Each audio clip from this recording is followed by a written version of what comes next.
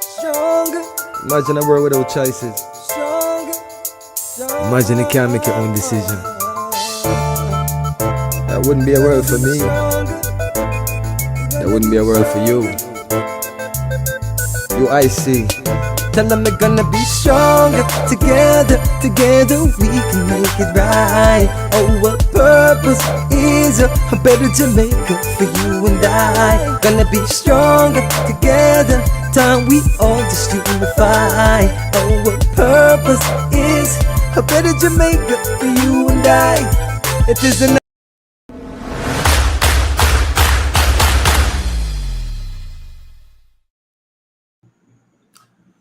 Hello, good evening, and welcome to another edition of UIC Liberty TV.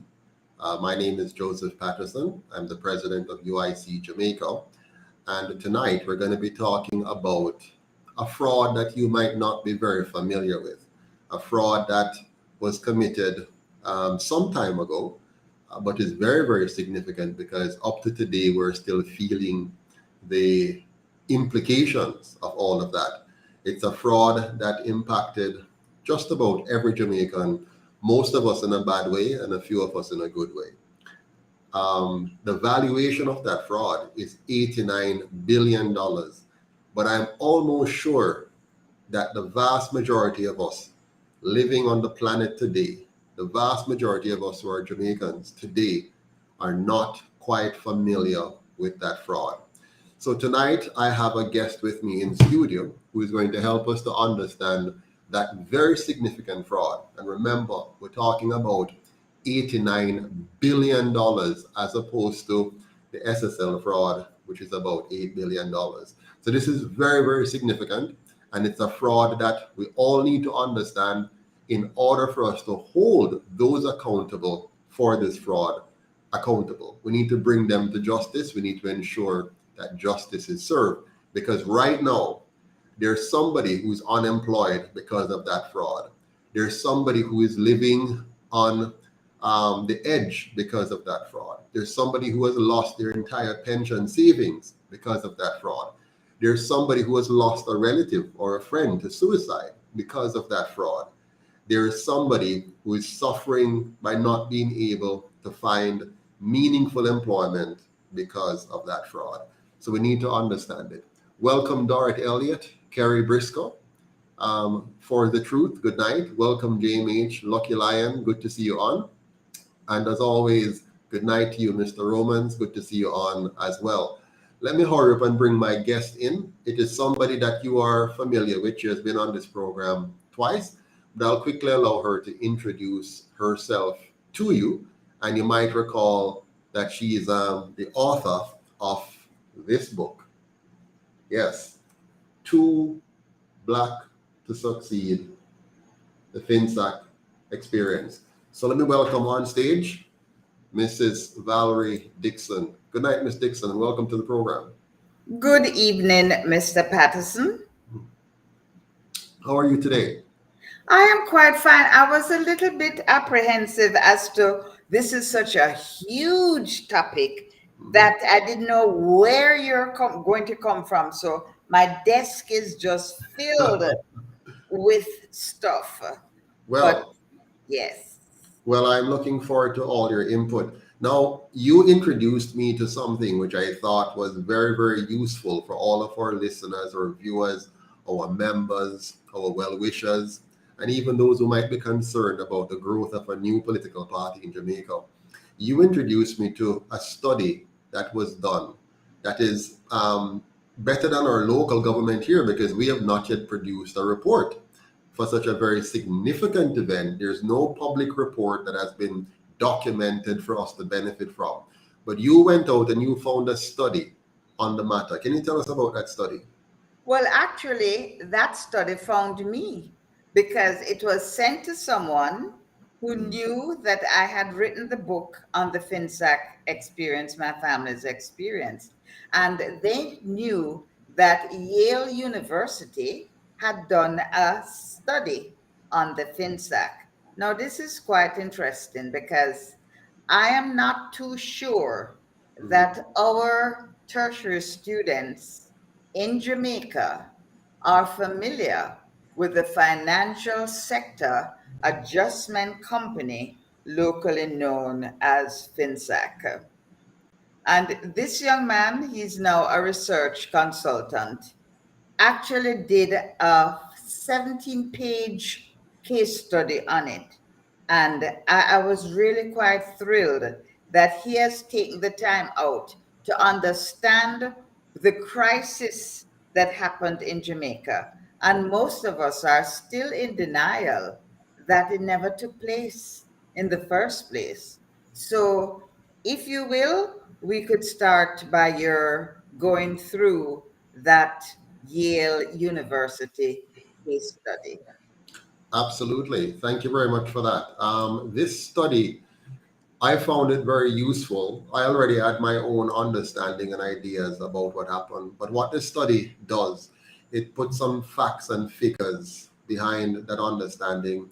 It structures it in a way that I think anyone can read and get a good basic understanding of what is happening. Now, before I go to the study, I want to share with our viewers a video. Now, this video is going to give you a backdrop of the financial situation in Jamaica back then in the 90s, coming through to the 2000s, as far as 2013. And in the context of the economy then and FinSAC, there were some other things that have gone on, such as the Cash Plus and Olint situation. So I wanted to get a feel for all of that before I take you through the study. And then I'm going to have Mrs. Dixon contextualize that study for you and give you that solid understanding of what happened and why this $89 billion fraud is not well known to Jamaicans and why it should be well known and what we need to do about it going forward. So now bear with me as I bring on this short clip for you to watch and understand a little bit more about the economy back then. Let's take a look here. As an investment club, promising lenders up to 120% in annual return. Cash Plus began its run in Jamaica in 2000 as an investment club, promising lenders up to 120% in annual returns for funds invested in the scheme, which was payable in monthly disbursements at a proposed rate of 10%. So what that means is if I invest $100 into Cash Plus with an annual increase of 120%, I'd be looking at $220, and then Cash Plus would be paying me 10% of that monthly, which would be $22. So that's a good look because not only have I doubled on my investment, I've doubled plus 20%. So it was a good look and people left their money in there waiting for that increase. The fact that such a scheme was unsustainable may well have crossed the minds of some contributors, but given the potential windfalls, most simply ignored the pleadings of advisors and plowed their monies in. The time-honored adage, caveat emptor, let the buyer be aware, never fazed these contributors, as the opportunity to make some free money was on the table. And in an economy such as Jamaica, it was every man and woman for him or herself. Cash Plus, like its foreign exchange demarcated investment club counterpart, Olint, was born out of a combination of human greed on the part of the promoters and subscribers and an economic environment created by the political misadventures of those who were in government, especially in the post-1980 to 1990 periods. The use of short-term monetary policies to mop up what was termed excess liquidity on the island became a preferred course for government policymakers, a program that was founded in the Edward Seaga years, which legitimized the flow of ill-gotten foreign currency into the system to satisfy the island's punishing need for foreign exchange. So, as the river of funds swelled, it may have dawned on the so-called financial wizards that there was no corresponding production to match these funds, and the Bank of Jamaica's use of treasury bills to mop up the excess funds only created more excess funds, as at some point the interest on these instruments had to be paid. What this generated was an appetite for higher interest on the part of the depositors, as government encouraged owners of funds to park their monies in treasury bills and certificates of deposits instead of engaging in productive investment endeavors. The 1990s were the years of speculation-led expansionism, where wealth was created on paper, aided and abetted by government's monetary policies. New policy directives saw the creation of a plethora of merchant banks, most of whom made money trading paper. The stock market ballooned and made multimillionaires overnight, with no corresponding increase in economic or development activities tied to the expansion of cash in the economy. The financial sector meltdown and the consequent establishment of the Financial Sector Adjustment Company in the late 1990s only exacerbated the situation, as people with cash were taught by those experiences that running a business was an anathema. Let's face it, government policy in Jamaica was anti-growth, and everything pointed to earning money with the least amount of headache. Why bother with the stress of building a business when there was free money to be made? Carlos Hill's Cash Plus and David Smith's Olint were the mother of all easy money schemes, and it was only when the legitimate banks began to feel the effects of the movement of monies from their coffers to Cash Plus's and Olint's coffers that the government moved in. Granted, some banks adapted to the state of affairs as they created workarounds, lending clients monies against their own deposits for on-lending investments to these schemes. The net effect was the continued ballooning of loan portfolios at commercial banks, which maintained the flood of cash to these schemes. On December 15, 2007, there was information published on the Financial Services Commission website, in which the Carlos Hill-led organization had until December 20th to disclose details about their assets. On December 17, 2007, they were then granted an injunction that barred the National Commercial Bank from closing 26 accounts it had with them. NCB then appealed that decision, and the court later lifted the injunction, and this gave NCB the go-ahead to close the accounts. On December 30th, 2007, Cash Plus announced that it would be transforming itself from a mainly financial operation to a multifaceted conglomerate. On February 1st, 2008, attorney at law Harold Brady, one of the lawyers representing Cash Plus Limited, said that the investment scheme would be taking steps immediately to go to court to appeal the decision of the judge's stay of order to close the remaining accounts it had with NCB. On March 30th, 2008, the Cash Plus Group then announced that persons with balances of up to $100,000 would be repaid on April 14th, and those with balances up to $200,000 would be repaid on April 21st, while persons with larger balances would get a portion of their funds invested at Cash Plus. At that time, Cash Plus boss Carlos Hill claimed that the investment scheme had the money to refund its clients in full. On April 9, 2008, the court-appointed co-interim receiver manager announced that the repayment dates to the lenders that Carlos Hill had announced on March 30th were no longer valid because Hill confirmed his inability to source the money to begin the repayments. And on April 10, 2008, he was arrested.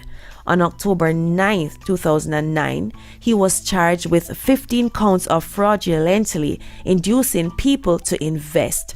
And on October 6, 2009, Hugh Wildman, who was the liquidator of the unregulated investment firm, told the press conference that his team discovered $25 million in US, which is 2.2 billion Jamaican dollars, that Carlos and his brother tucked away in a Swiss bank in Dubai. On April 7, 2010, the case against Hill and his brother Bertram and Chief Financial Officer Peter Wilson was set for August 13th in the Corporate Area Resident Magistrates Court. On October 1st, 2012, the prosecution was ready to proceed, but then the matter was put off to March 4th, 2013, because Hill's lawyers were engaged in other cases. On March 4th, 2013, Attorney at Law Hugh Wildman said that he was now representing Hill in the liquidation process.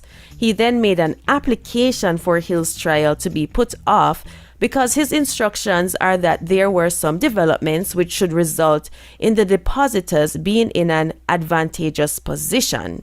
So Hill's bail was extended and he was to return to court on March 11th. On March 7th, 2013, the Gleaner Power 106 News Center reported that Hills had indicated to the authorities that he wanted to make amends. So in documents he sent to the Office of the Director of Public Prosecutions, Hill indicated that he had found 75 million US dollars, which is 7.3 billion Jamaican dollars, which he intended to forward to the Office of the Trustee in bankruptcy for disbursement to investors.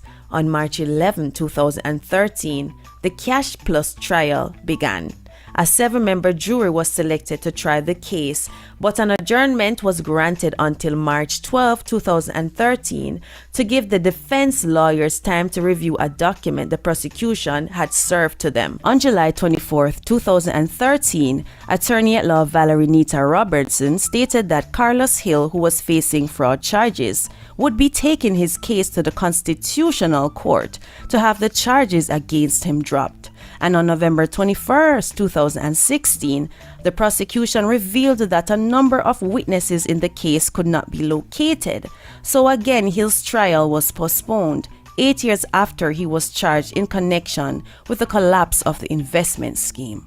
In 2016, the state that was handling the liquidation of Cash Plus's limited unregulated investment scheme said that they were in the process of paying over $50 million, but the investors who lost billions of dollars would have to wait.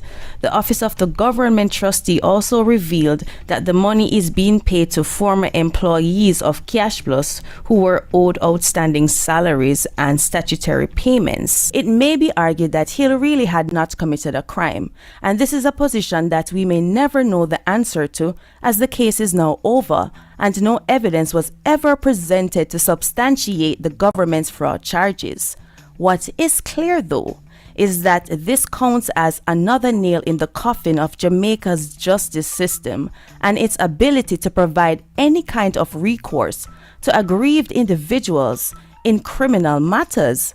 It took just over 8 years for the case to be taken to court, albeit with multiple delays, and in the course of that time, the complainants vanished, lost interest, or simply became too scared or too embarrassed to pursue their claims. We should be aware that looking at this decision from the outside, Jamaica has succeeded in painting itself into a corner of lawlessness with an ineffectual justice system that only provides fuel for antisocial behavior and corresponding breakdown of law and order. The depositors in this failed investment scheme almost lost everything. Some homes went into foreclosure, mortgage couldn't be paid, children couldn't be sent to school. It was even difficult finding food and medication. One Cash Plus depositor disclosed that he was made redundant in 2007 and had put his redundancy payment of $2 million in Cash Plus, and now he had to depend on his relatives to support him. The total amount owing to the 45,000 depositors is $10 billion. So which serious outside investor would be encouraged by such a system to the extent that they would be beating down our doors to invest their hard-earned money with us. We have seen it before, and we will continue to see it, as long as the problem of a lack of confidence in how the country's justice system works remains untreated.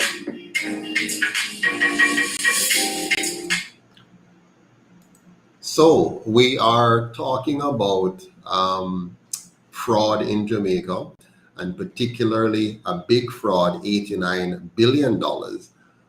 This video that we just watched put in context the kind of economy we have been in, the kind of things that have been going on in the economy in terms of fraud. And if you notice, there are a lot of connections with the politicians in this. And at the end of the day, that the Jamaican people are always left holding the bag. Many persons lost a lot in that, and our justice system came up terribly short. Now, we're going to look at the FinSAC experience in particular within the context of what you've just seen in terms of the kind of economy, the kind of political arrangement, and the kind of justice system that we have. Will those who are impacted by these fraudulent schemes ever receive justice? I wonder what's going to happen to the SSL investors, the 40 of them, compared to the many other investors who have also been impacted by other frauds in Jamaica. One more video before we jump into the discussion here. I want you to see what one journalist in a roundtable conversation stumbled on in their discussion. What are some of the key issues related now to the FinSAC experience that Ms. Valerie Dixon and I are going to go through in this case study that was done by Yale University. So let's have a quick look at their discussion in this roundtable, which we're going to link now to the Yale study shortly thereafter. I wonder if I can find it here. This looks like it might be it. Nope, that's not the one. Yeah, here we go.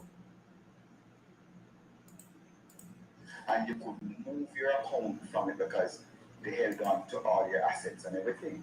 Oh, so there's nothing to move. It didn't quite come. Anywhere. Hold on.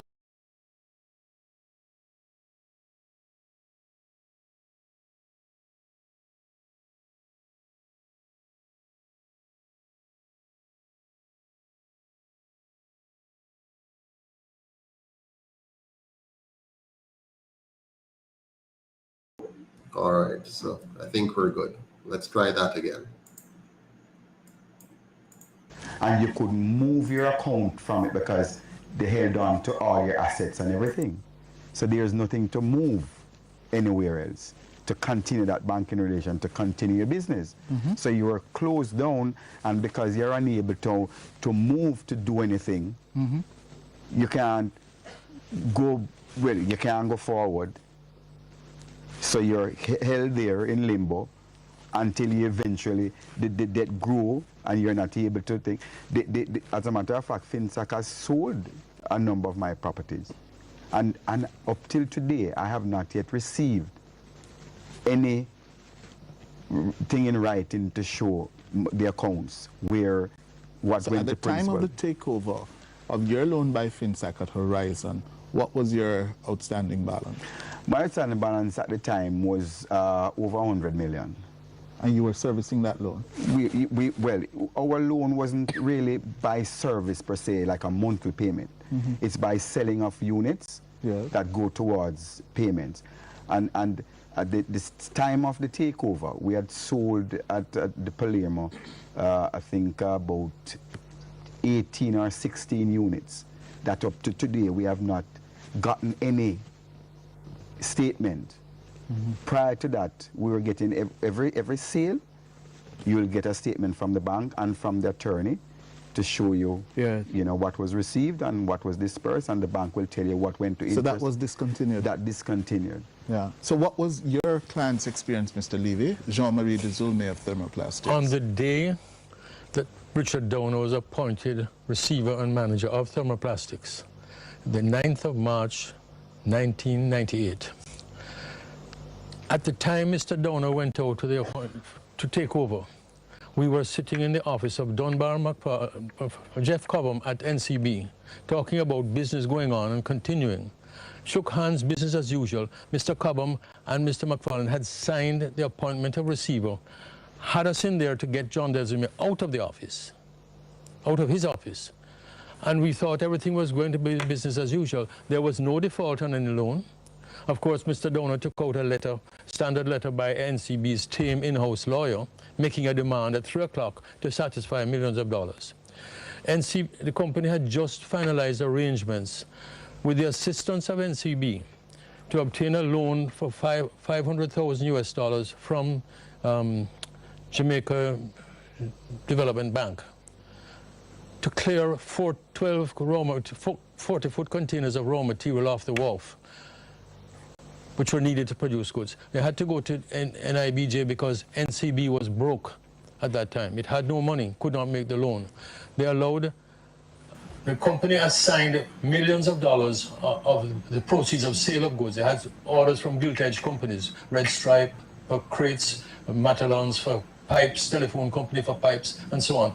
And it was assigned to be paid to NIBJ, and out of the proceeds of those orders, they would repay the loan of $500,000 to NIBJ and interest.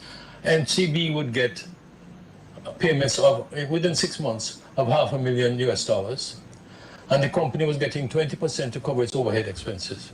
The receiver was appointed entirely politically. Dunbar McFarlane and Mr. Desumé has given evidence before the commission. A month after the appointment of Richard Donor, told him, there's nothing wrong with your business plan, there's nothing wrong with your finances, it's politics, it's above me. Political reasons put him in there. But this heartlessness continues. I was flicking channels the other day and accidentally went to a channel which I don't usually watch and found myself watching a horror movie. I saw somebody who looked like Wicked Wanda cross-examining and laughing at a debtor who has lost everything, a Mr. Rose. That was coming out of the FinSAC Commission. I mean... On that note, we can pause there. And now I'm going to go to the report. Notice what he said. It was political. It was not based on normal bank financing arrangement and risk management as you'd find between a bank and its customer. This was politically motivated in what they did to his company, which would then, of course, destroy their business. Now let me bring back Miss Valerie here, and we're going to switch now and talk about the special case study. Miss Valerie, let me see if I can bring this back on screen. Again, let me get the case study on here, and we're going to jump into that. Here we go. Here we go. Case study.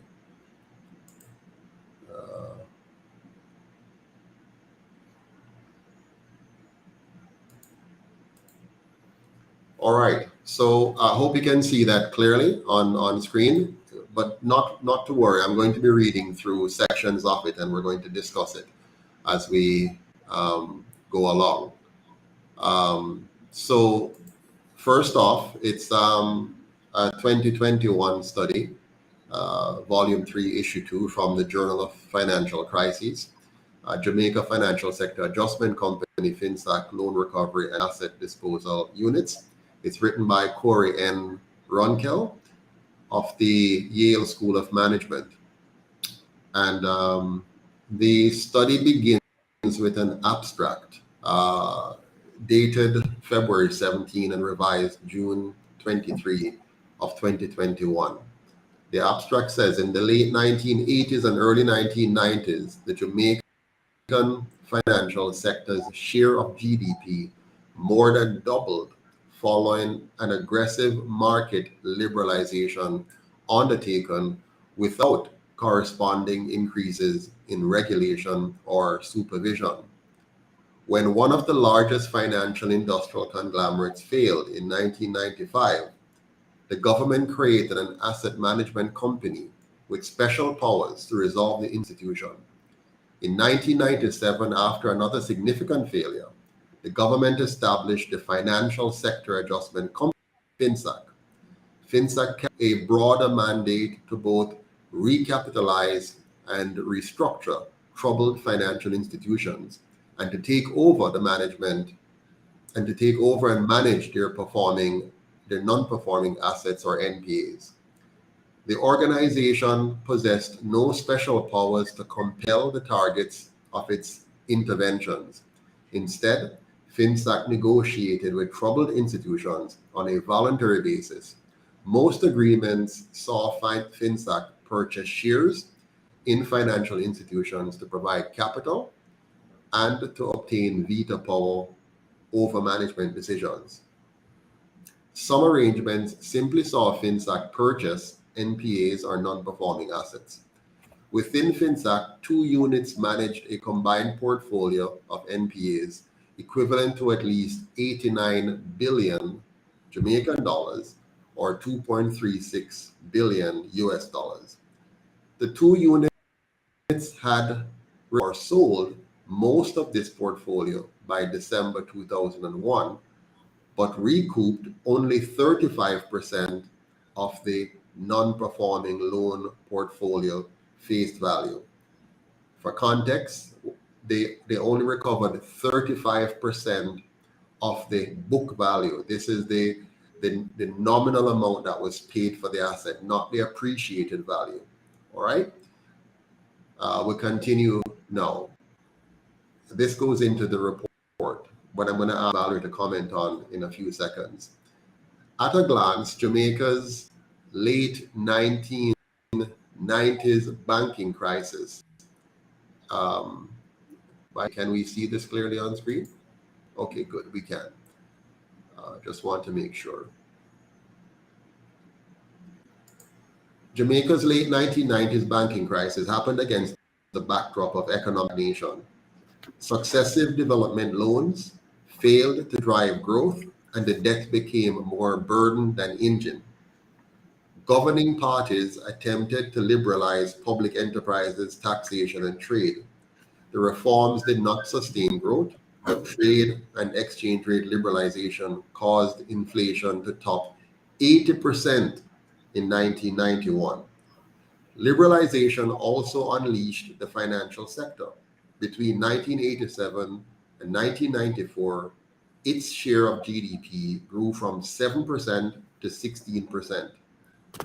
But this growth was not met with corresponding changes to supervision or regulation. In fact, regulatory systems spurred this growth.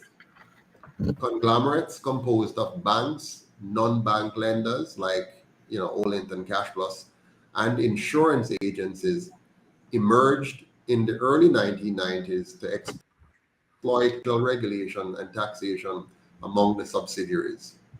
The building societies faced no reserve requirements or supervision. As a result, their ranks swelled from 6 to 32, and their assets from 3 billion, which is 81.3 million US, to 29 billion, which is 785 million US, over the same period. Miss Valerie, what do you have to say about Yes, sir. I think I would like to begin with the word liberalization. Yes. Because to my mind and to a lot of other persons' minds, it was this sudden thirst to open up the Jamaican economy that caused all of this instability. Let me just back up a bit. Jamaica has a habit. I think it started, I don't want to get this wrong, but I think it started with the divestment of some of our national assets.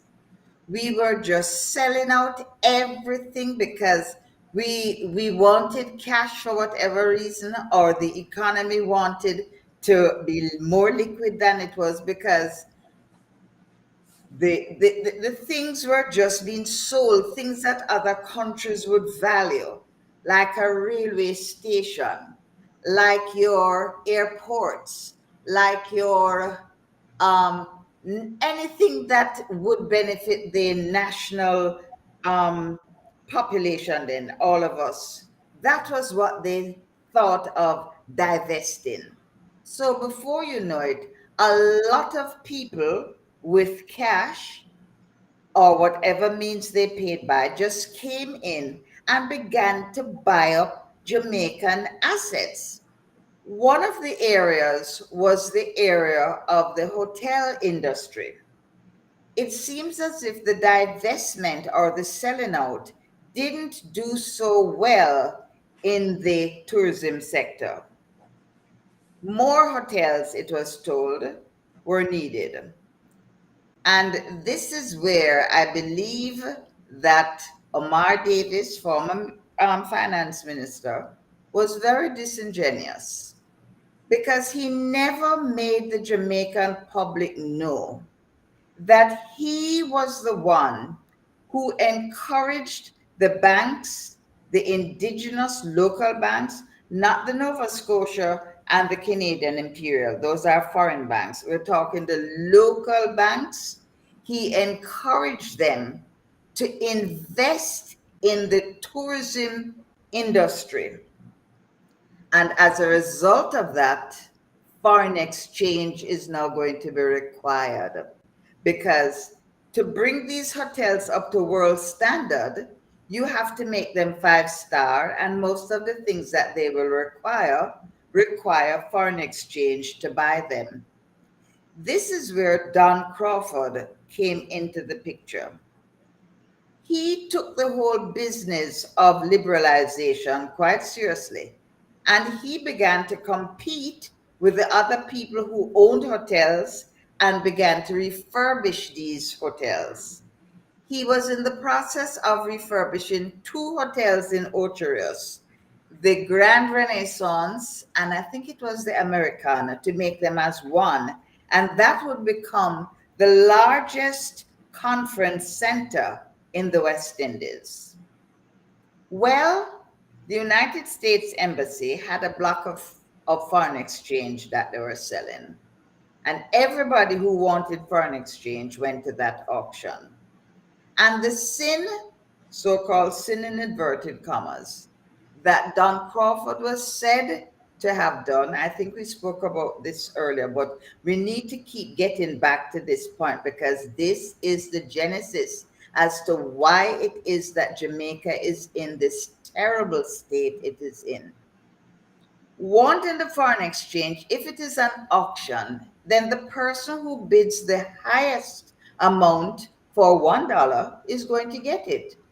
So Don Crawford, his bid was $3 or almost $3 more than what the official rate was. Well, all hell broke loose, because on top of Don Crawford outbidding the usual other banking institutions and the mercantile class who import everything, so you know they're going to be requiring foreign exchange to buy the food, so-called food that they give us to eat.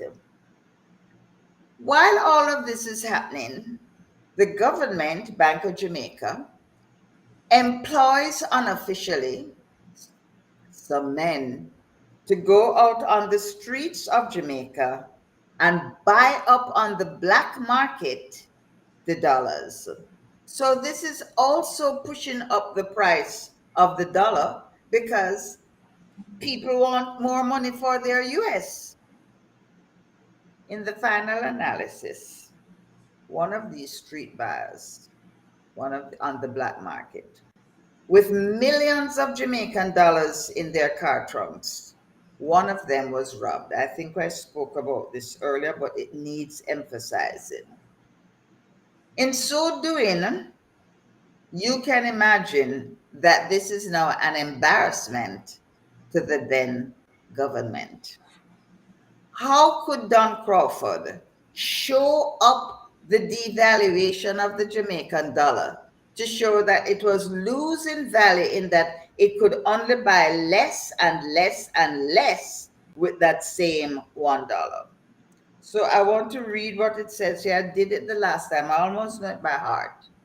With blood rushing to its head, when this theft of the millions of dollars was revealed, they set about to destroy Don Crawford and his Century National Bank.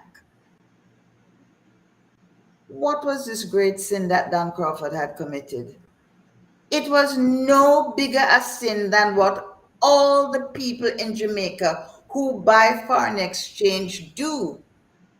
They outbid each other, and then it is up to the final consumer, that's you and me, to pay for that rising dollar every time. So they don't care where the dollar goes to, because they know they're going to pass on the increases to you, the final consumer. So when you go in the supermarket, you cannot understand why the prices of everything is so high.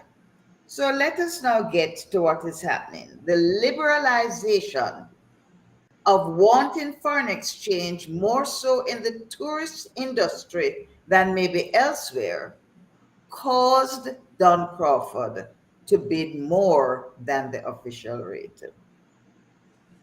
They disgraced him. They hounded him like a common criminal.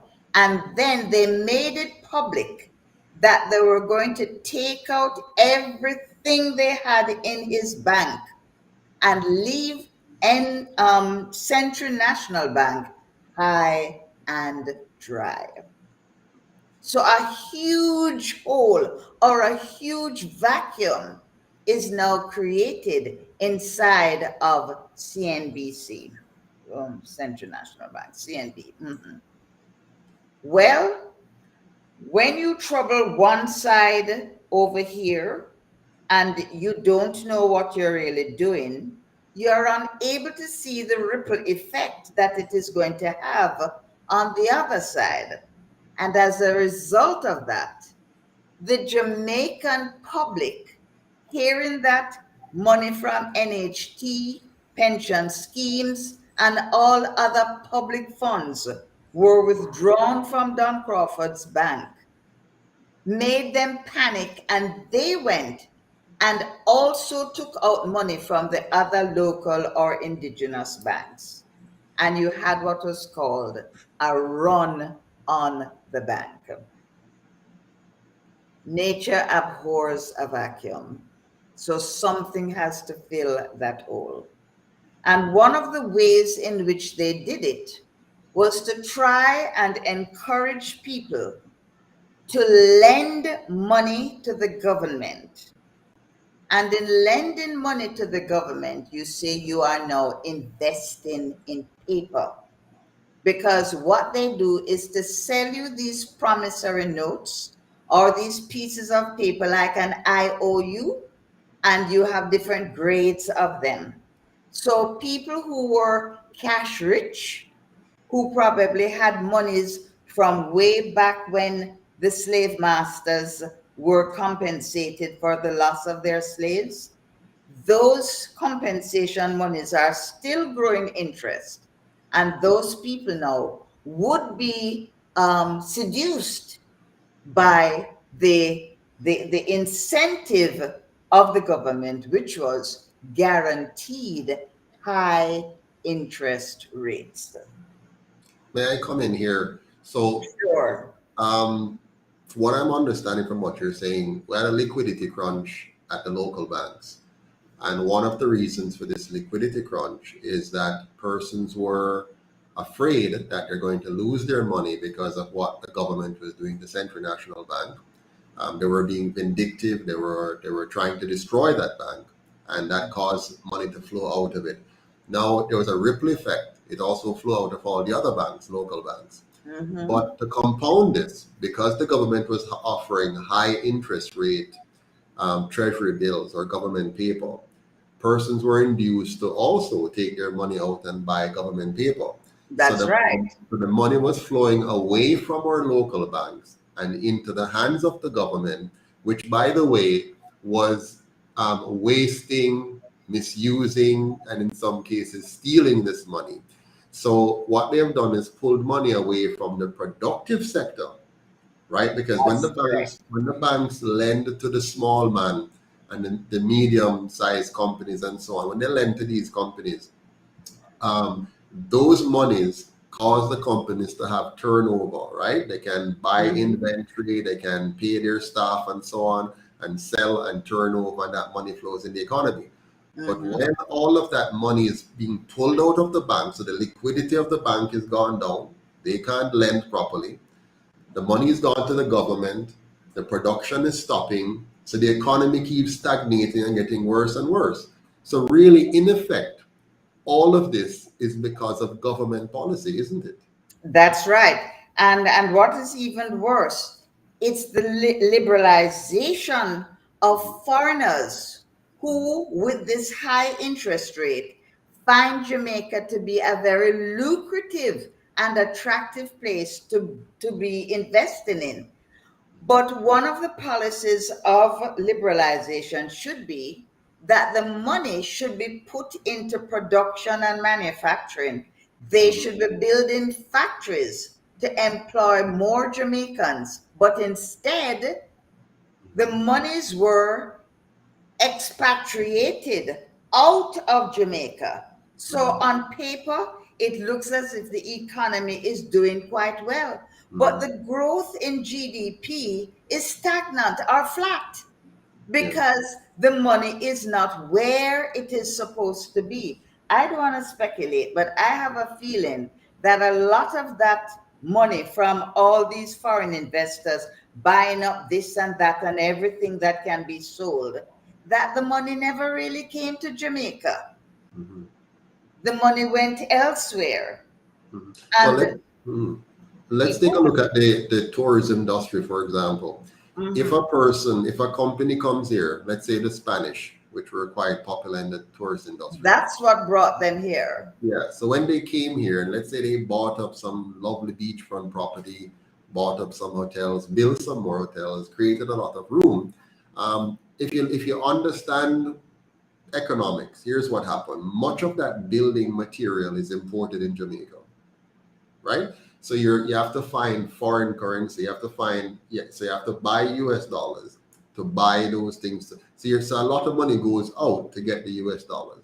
Now, when you build the property and you furnish it, again, you buy US goods to furnish it, right? Or international goods to furnish it. Then now, what you serve the customers, for the most part, a lot of it is not local indigenous products. So again, you have to buy from foreign outside. exchange once more. So that's putting a lot of pressure on your foreign exchange. It is driving down the value of the Jamaican dollar and pushing up the price of the US because more demand is for US. Now, if they had created an indigenous community tourism style thing like what the UIC proposes, what you would have had is the tourism would have been in our community, eating our food, using our local entertainment and all of that. And so you'd have less money going out and more coming in. Does that make sense to you? Of course it does. And this is why I'm telling you that our leaders don't really love us. That's the only conclusion I can come to. Because, and this is why I'm a Garveyite, because one of the things that Marcus Garvey stood for, why they hated him so much, those white and brown people, is that in his manifesto, he insisted that there should be things like self-government for Jamaica, of course, but protection for local industries, protection for native labor, and a law to punish those who did otherwise.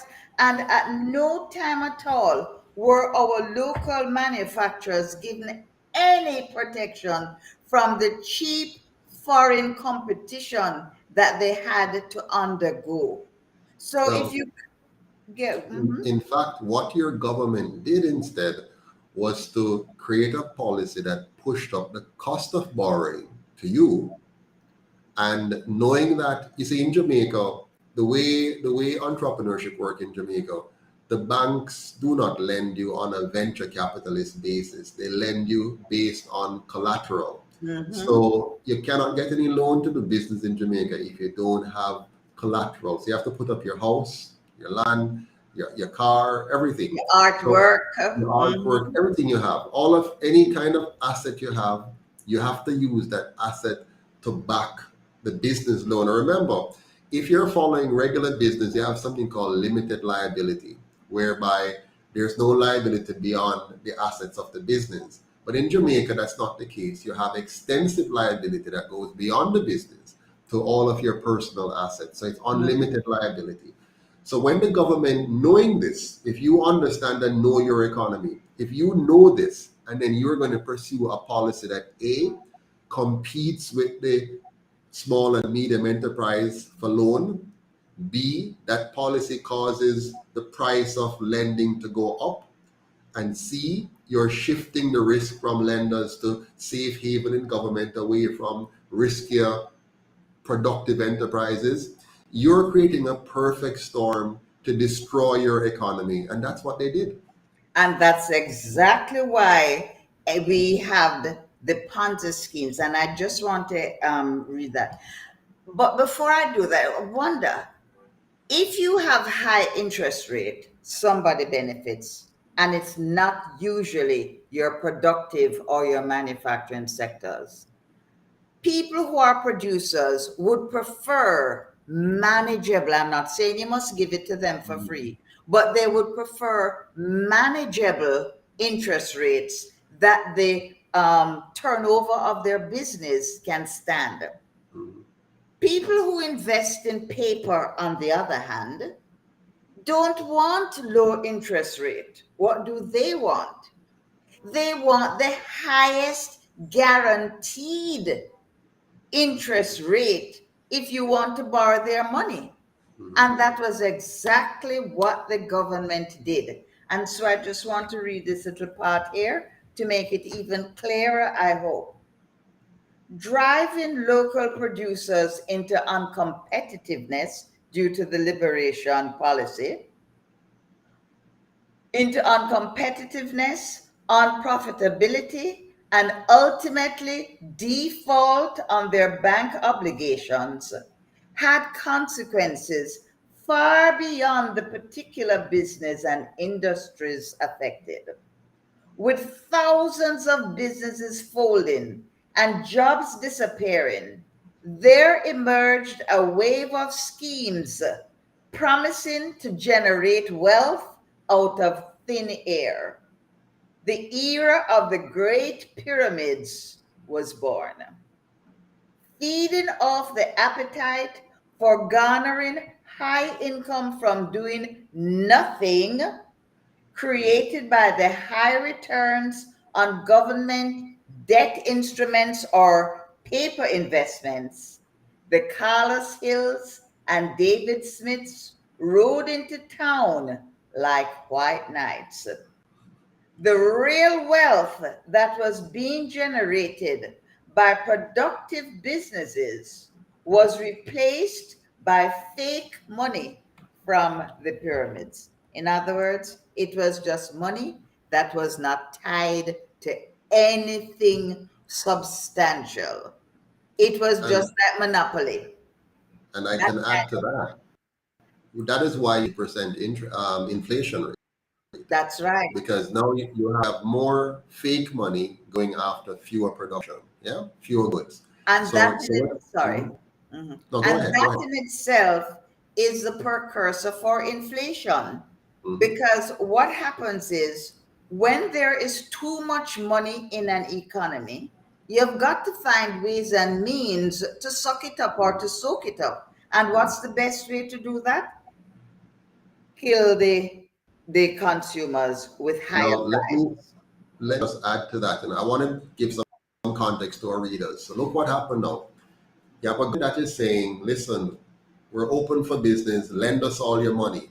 They're no longer under the IMF constraints. They're no longer limited in the amount that they can borrow by the IMF. So they've now gotten rid of the IMF, which is good. But the bad thing is they have not gone to something better.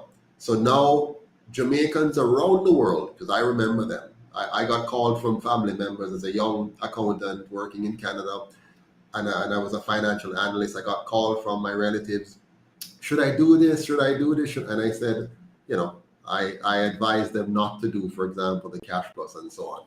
Now, but prior to that, the government having opened up the government approach, which is lend us all the money you can. You had Jamaicans around the world sending money into the economy. You had private lenders, external banks and local banks, because many local banks like NCB, Scotia, and others loaned money to the government instead of the production. Now, what this has now done, it has increased the volume of money in the economy. Paper money now, interest money on white paper, on government paper. So the volume of money has increased, but the volume of production has not increased. And when you have a mismatch, the volume of money and the production in the economy, you start to have severe inflation. Like we're seeing now, with COVID, you had a restriction and reduction in production, and with stimulus checks and so on, where the government pushes money into the economy, the volume of money go up, which logically leads to inflation. Now, any economist knows this. So any government who's getting advice from somebody that has any sense about economics knows this. But the government of the day that was running Jamaica, beginning in the 1980s with Mr. Seaga's liberalization policies, continued by the Patterson and Davis administration in the 1990s, and expanded when they eliminated the IMF from the equation. You now had an explosion of fake money, as you call it, in the economy, and a reduction, gradual reduction to excessive reduction in production, because we moved the money away from the small man, away from the small business, away from the medium businesses, and pushed that money into the hands of politicians. But I want to jump back now. Go ahead before I jump back. Just a quick point I want to make here, that we're of the impression in Jamaica that rich people are employers. That's not true, you know. Rich people invest, but it is the plumber, the dressmaker, the mason, the farmer, the small business person.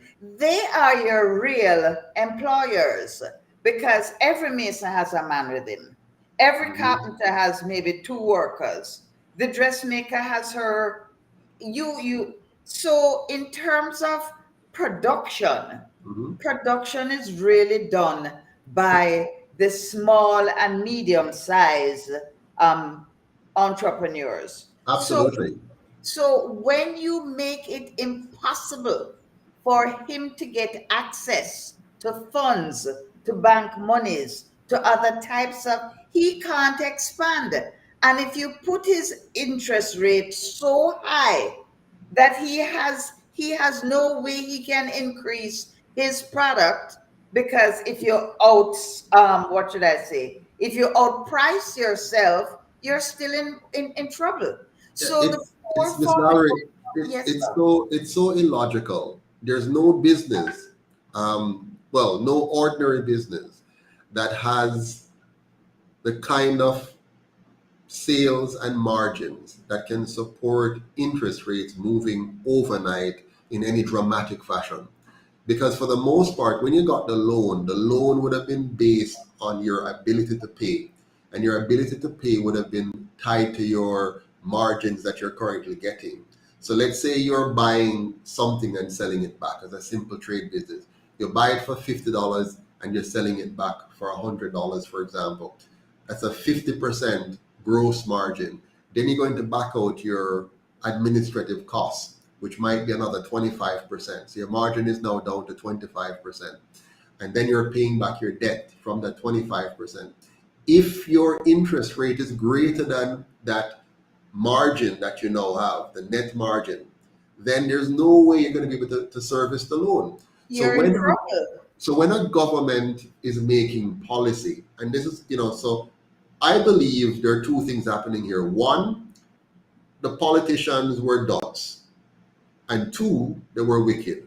So the dunce part is they weren't smart enough to know that even if you're going thief, don't kill the that feed you. Don't kill the goose that lays the egg. So what you want to do is to make sure, let's say you're thieving, thief only to a level where the game can continue as opposed to you go and mash up the whole thing, right? So them thief in a way where they nearly destroy the whole country. And in fact, I must tell you this, they have in a sense destroyed the country. You're now seeing that in the Jamaica you see today, right? Just imagine if we did not lose those 44,000 jobs and businesses in the 1990s because of this, where we would be today from a productivity standpoint, from an economic growth standpoint, real economic growth, not fake growth now, like when you have COVID and you lock down the country and you bring us down and you tell us now that we're growing, now that we're getting back to the stagnant level we were before. That's fake growth. Real growth is if you have what was happening before they destroyed the economy, where more and more small and medium enterprise entrepreneurs were gradually finding their footing and building Jamaica steadily until the politicians destroyed that. But Jamaica was doing just that in the 1960s. We had growth, yes, up to 5%. And from the day that PJ Patterson and Omar Davis touched the banking sector with this liberalization, all hell has broken loose. Yes. Let me jump back to this now, Miss Valerie, and then we're going to come back to more of what you're saying here. I just want to run through some more of this document here. So here are some key terms that are in this document here. So the purpose was to resolve the problems of solvency and liquidity being experienced by the financial sector. Solvency meaning that the assets of the company should exceed the liability. And so many of these institutions that they were going to try to solve were becoming insolvent or did become insolvent because their assets was less than their liabilities. Of course, the liability would have gotten high because of the high interest rate. Liquidity is where the institution runs out of cash because they can't get cash to borrow to continue their working capital to turn over or to meet the demands of depositors if it's a bank. The launch date was January 29, 1997. Wind down dates began in 2002 but continued through 2018 as a party to litigation, meaning the FinSAC could not have wound down earlier because now it was caught up in litigation. It was being challenged in court or sued in some cases. The size and type of the NPL, which is a non-performing loan, was $74 billion. It had a face value of 33 billion. Face value mean the actual amount that was given, while the valuation number of 74 billion is that number plus interest, over time, what it grew to in terms of market value. There were also real estate that is not counted in the 74 billion, about 15 billion, 15 real estate. Program size not specified. Eligible institutions, all domestic financial institutions, closed and open bank. Usage, 89 billion portfolio of NPLs and NPAs. NPLs, non-performing loans, NPA, non-performing assets. Outcomes, 35% of non-performing loans, face value was recovered. So that means we lost 65%, or they did not recover 65%. It's interesting where that went, and you'll see when we go into the report. 15% interest would have added on to that. Sorry, 15% was recovered if you factor in interest, right? So not 35%. FinSAC would have only recovered 15%. Another 15 billion of other assets like real estate and so on was recovered, or the value of that was recovered or taken in by FinSAC. A company was formed. FinSAC was a company, which was unusual, and it was government owned. Notable features: sold NPLs to private collector. So the non-performing loans was sold to a private collector. Please say who that private collector was, because it is very, very important for the Jamaican. It's gonna come up. It's gonna come up. It's Jamaica Development. Redevelopment. Foundation, which is not Jamaican and is not a redevelopment foundation. It's a debt collector. All right. So Jamaican observers note how domestic institutions finance office buildings and hotels, vacant monuments to the country's real estate bubble. Conglomerates ventured into real estate partially to offset declining demand for fixed income assets such as life insurance policies. When those investments failed to provide expected cash flow, subsidiaries raised money from one of the conglomerate's banks. These loans strained domestic bank liquidity, and depositors feared for their savings. When these problems were made public, it was too late.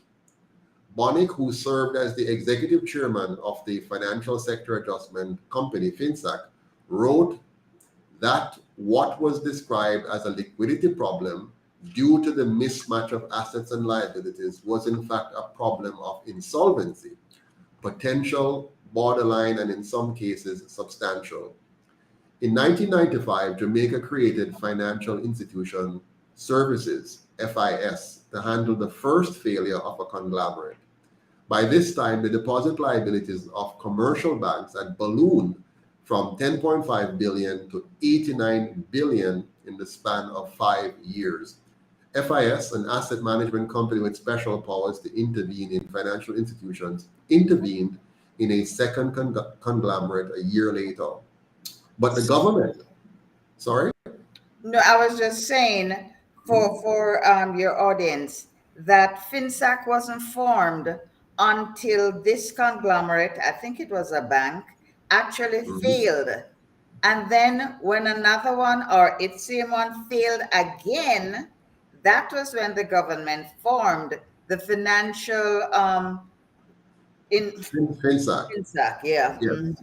And we're going to come to that. Yes. So, but the government decided to pursue a more comprehensive approach. On January 29, 1997, FinSAC incorporated under the Companies Act. This gave it no special powers to intervene in funding or floundering or dying institutions. Instead, it would have to negotiate with each of the 150 to 200 financial institutions it assisted. FinSAC would then seek authorization from the Ministry of Finance and the Bank of Jamaica before hammering out final agreements in court with creditors and shareholders of troubled institutions.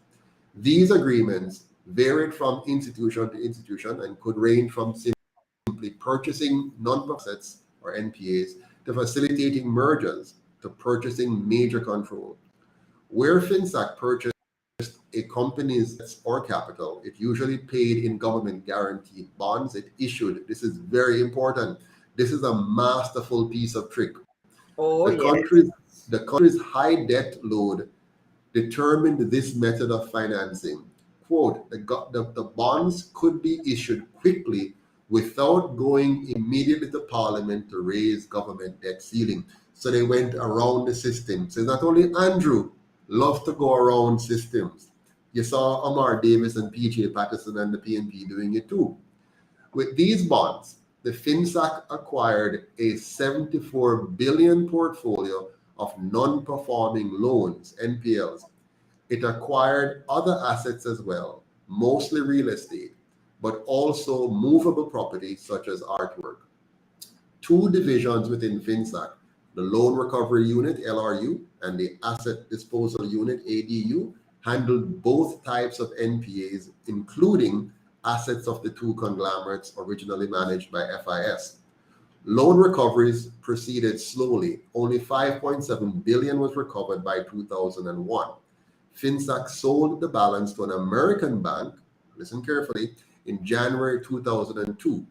Under the sale agreement, Jamaica received a portion of a loan recoveries beyond a 1.1 billion advance. So they got an advance of 1.1 billion and would receive a portion of the loan recoveries over time. FinSAC Please explain that. I think you need to explain you that go ahead. Receiving where it says received a portion of loan recoveries beyond 1.1 billion, the 1.1 billion advance.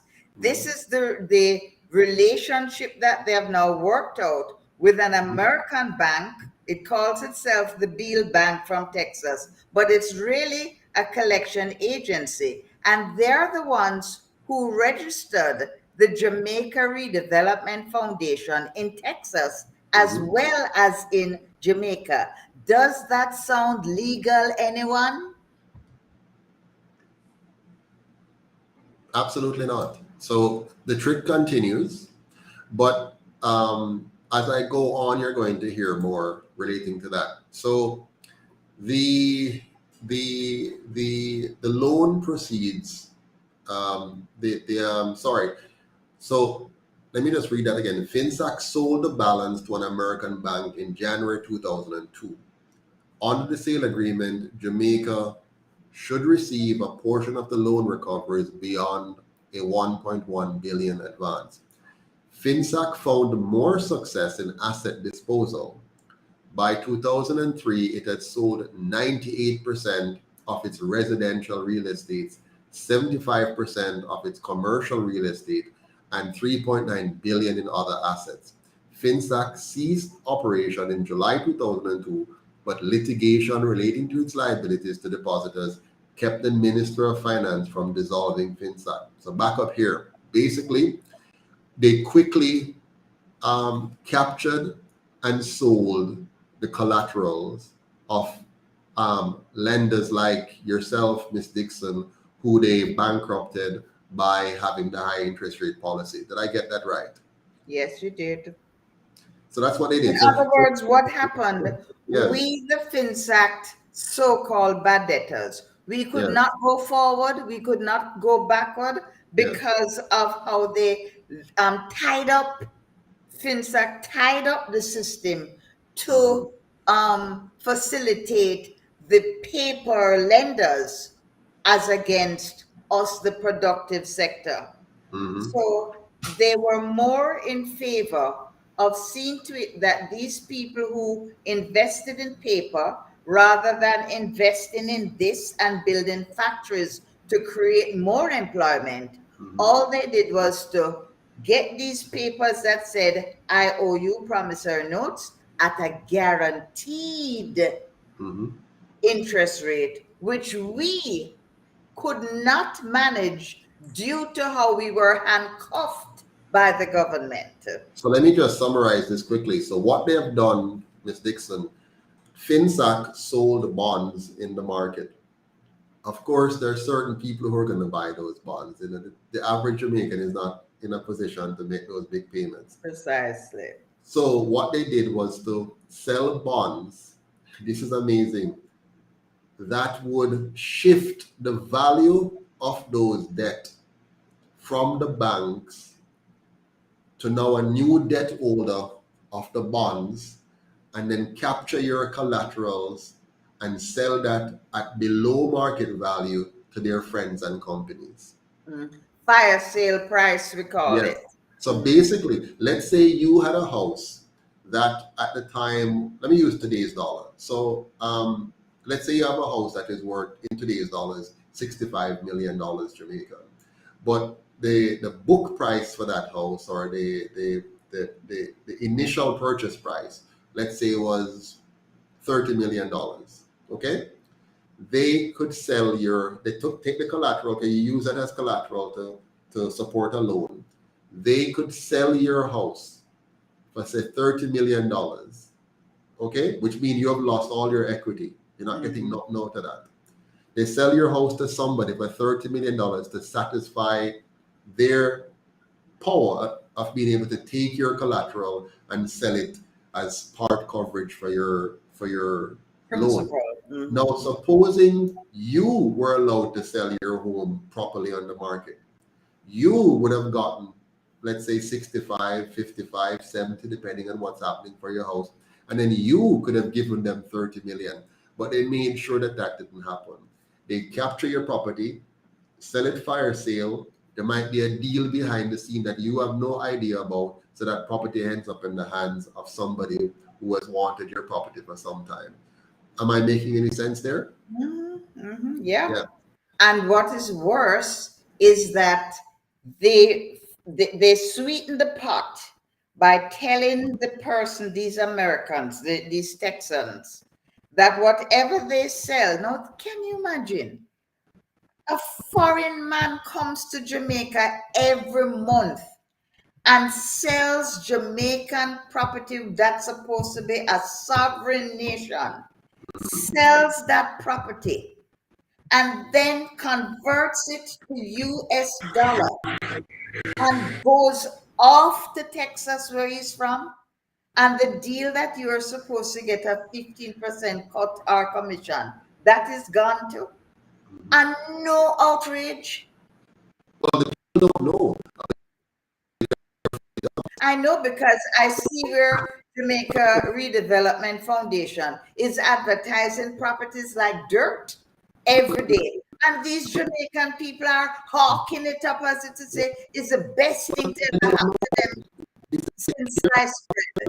We're excited because we are from that most things that I don't even though I think he's a fall.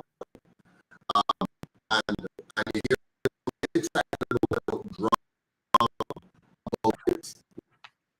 With intellect, information, be able to fully That's right.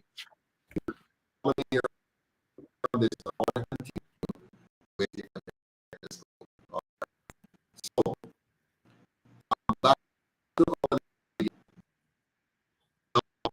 here evaluation of exact key objectives, complicated in operation as a regulator insolvent families. Worldwide, as of June 2000, commercial banks nearby is at half the ratio the compared to years. I'm also assets are often acquired at face value, which allow shareholders and losses at the expense of public resources. So we shifted to taxpayers. We don't let strand our economy further. Was largely related to a couple of these policies that 74 or 50 billion book value of the US portfolio. In 2002, for US 53 billion or 1.1 billion beyond 2002 exchange rate. So there's some valuable assets. That's right. That is what they sold to the Beale Bank from Texas. The FinSAC debtors had come together and had decided that they were going to offer 25 cents in the dollar with a down payment of, I think it was $1 million US. Don't quote me there.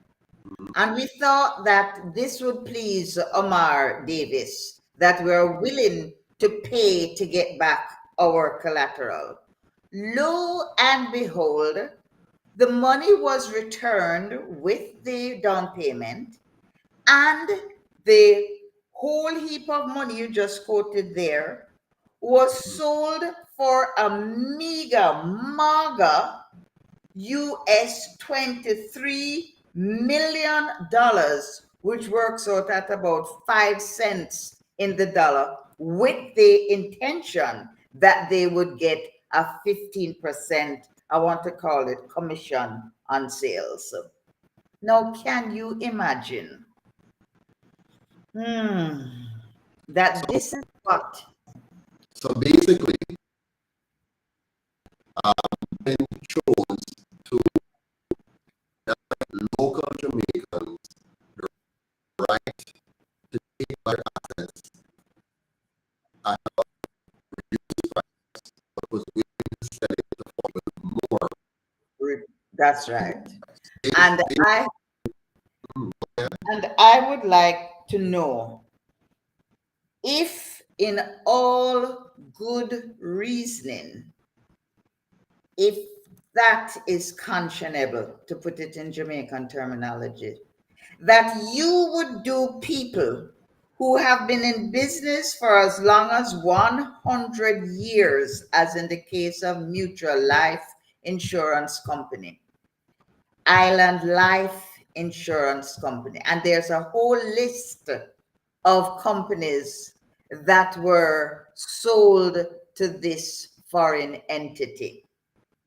And you don't see anything wrong in a foreigner coming into what is supposed to be an independent, sovereign country and selling our assets because they belong now to him, having bought them for 5 cents in the dollar as against 25 cents that was offered locally.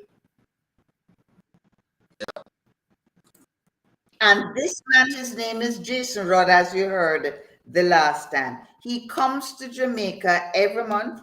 I don't think he stays here longer than maybe a weekend, collects what he's to collect.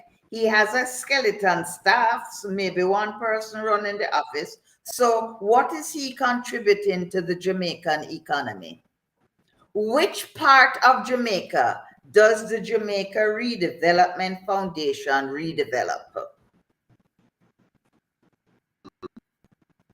These are the sorts of things that we as Black people in this country, and I say Black people with no apology, because we don't hear of these things happening to white and brown Jamaicans, yet they ram it down our throats that it is out of many one people.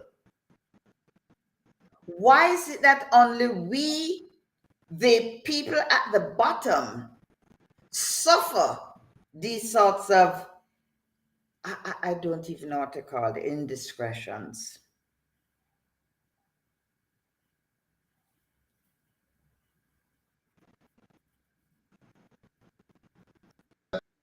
Some connection difficulties. Ah, yes, but it sounds garbled. Yeah, we're back on. We see some challenges a while ago. But I'm hearing you. I think you're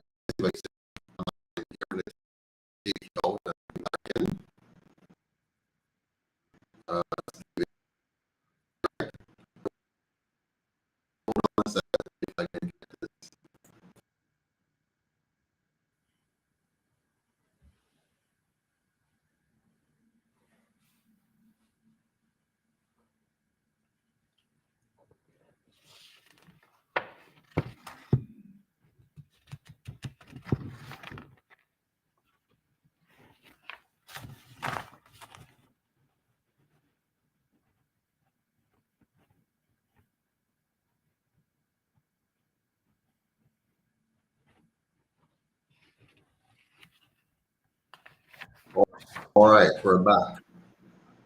You can hear me, right? Yeah. Wonderful. All right. Let me get our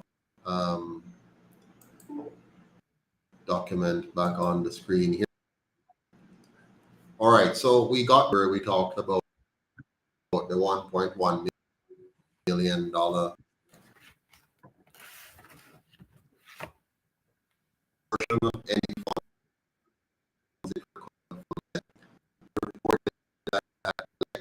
US $100 million as of January 2011. As of March 2012, the company had paid Jamaica US $50 million since they had the payment and earlier recoveries. FinSAC received about 35% of the loans, 33 billion face value. In other words, received 50% of the market value. The ADU asset dispersal unit, I think it's called, found somewhat more success selling most of its real estate, the largest other category of outstanding assets. This table shows the breakdown of the loan recovery unit and the asset disposal unit. Initial size 74 billion, 33 billion, recovered 11 billion, or 15% of the market value. 11 billion out of 7 billion. And the asset disposal side, interestingly enough, we don't know the actual size of the assets in proper market value comparatives. And we never got any bank statements to show anything. Exactly. So you know what? I'm going to show you a video that we have. So 50 billion on the table, both residential and commercial, a few other asset pieces. This table shows you the GDP breakdown. So GDP at the time,